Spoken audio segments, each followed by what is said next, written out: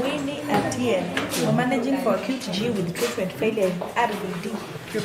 Actually, it's a chronic one. Huh? She was already here a few weeks ago. Winnie, this is a typical patient who went from one facility to another and got lost in between and finally came here to Homa Bay to get treatment. Winnie was put on ARVs 2 years ago when she was pregnant of her child.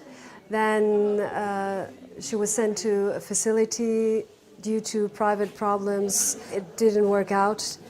Then she should be switched half a year ago to second line because of managing her treatment properly at the facilities. Because of not presenting and changing facilities, she lost more or less 2 years and her condition got worse and worse.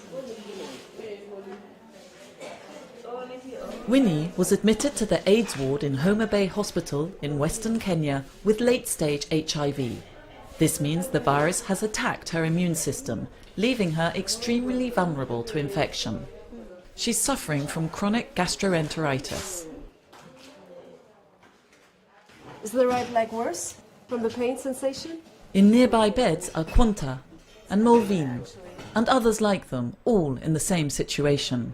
Their stories are different, but together they reflect a largely ignored reality. At a time when antiretroviral drugs, ARVs, are in widespread use, AIDS continues to kill. In 2016, 1 million people died of the disease. HIV patients are still dying to a big extent, like before the introduction of ARVs. ARV drugs are available, diagnostics are available. So the question is, why HIV patients are still dying?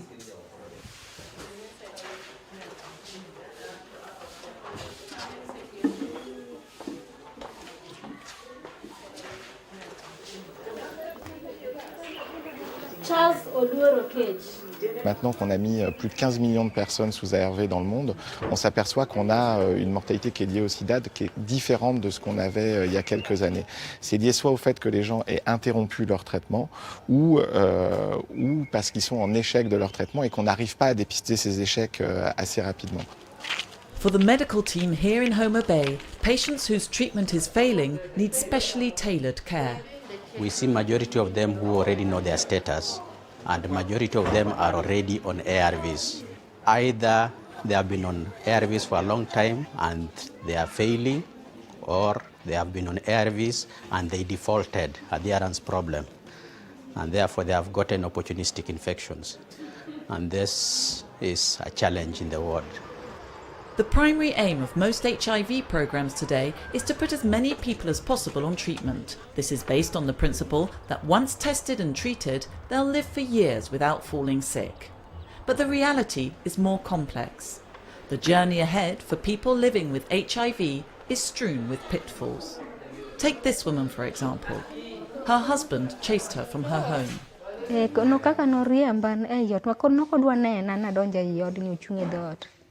Kurungi kaka nanya donja ot mondo akaw yath atemo minore mondo adonji obaya gi kite. Aduogo to ayudo be komera aduogo e ot to yedhe kaka achako akaw mana asebedo ng'at moro ma ok nyal naonge ngufu to mana atho gi e nungona kadok piny kocha. Psychological and socio-economic issues, stigma, lack of information on the implications of taking treatment for life. The reasons for treatment interruption or failure are numerous. Sama midekre onge to tije nitiyore mana kaka naseng'is ni an bende ndalo mano miya yath mana konyora naparo nasechango nikech natiyo tijena. Ng'eyo nikech aparo ni samoro kisedhi maber to in kod paro ni samoro kore chango kuru ineno ni iber kaka joma moko koro ineno ni chango kare kia ni gicha to duoko mana teko gicha to kotieke flat. Another obstacle, identifying patients whose treatment is failing. The main challenge here is to obtain results as fast as possible. To facilitate this, some tests can be carried out at the patient's bedside, point-of-care tools that not only assess the treatment's effectiveness, but also detect infections that can develop when the immune system is weakened. It is these infections that kill people in the advanced stages of HIV.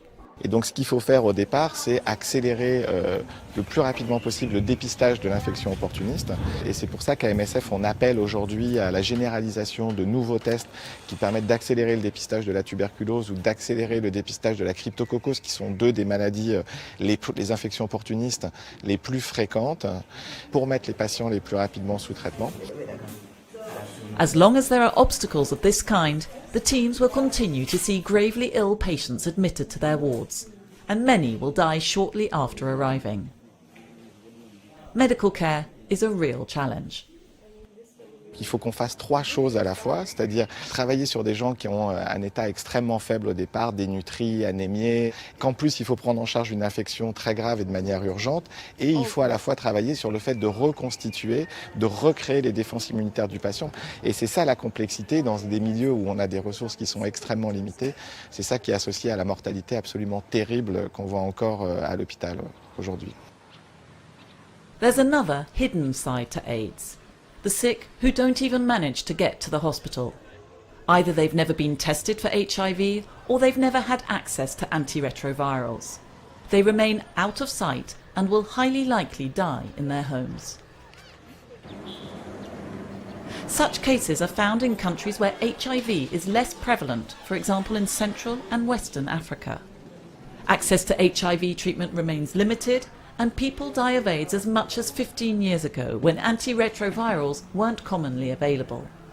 In Central African Republic, there is very little access to testing and treatment for HIV.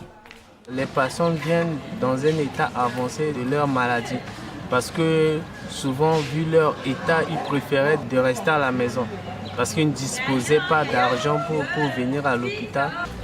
Au niveau du système de médecine ici, la capacité d'accueil elle est trop faible parce qu'on est obligé de libérer une patient auquel il est un peu amélioré et de recevoir celui qui est dans un état vraiment grabataire. In these countries, what's most urgently needed is not so much identifying treatment failures and possible opportunistic infections as combating high levels of stigma, setting up mass screening campaigns and providing widespread access to drugs. We have to put her most probably on second line. To prevent and treat AIDS, medical strategies have to be adapted to include improved diagnostic tools and more effective affordable drugs, and to actively help people living with HIV to overcome the obstacles and constraints related to lifelong treatment.